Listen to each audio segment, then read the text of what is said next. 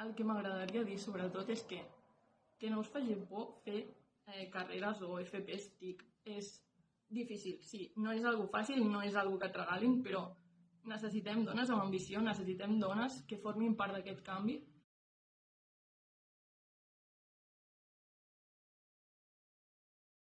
Hola, em dic Sara Puig Cabruja, tinc 27 anys i he estudiat dos graus superiors, el de desenvolupament d'aplicacions multiplataforma i el de desenvolupament d'aplicacions web.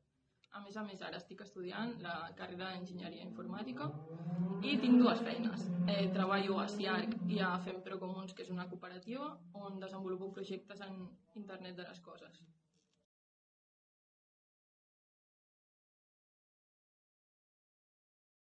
De les tecnologies de la informació i de la comunicació, el que més em va atraure és la seva capacitat per canviar el món. O sigui, qui no vol canviar el món? La tecnologia avança molt ràpid i permet canviar el món, coses que fa anys es pensaven impensables.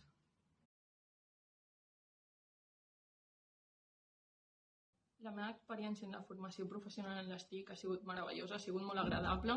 M'he trobat amb un equip de docents espectacular, amb unes capacitats increïbles i, a més, que estimen la seva feina i transmeten aquesta passió. I és algo superimportant.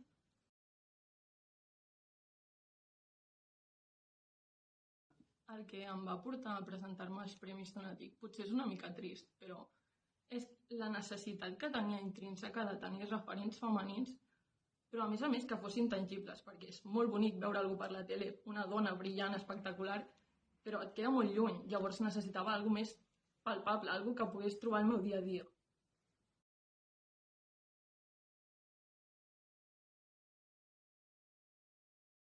El projecte amb el que em van premiar és un projecte de web, de fet el de final de cicle, que tractava el reconeixement de figures planes dibuixades a mà i la posterior representació tridimensional amb realitat augmentada.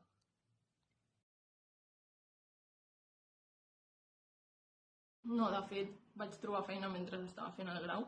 No és algo complicat, ja que és un sector on realment hi ha molta demanda, però hi ha molta demanda a més de dones i de noies, expertes i professionals.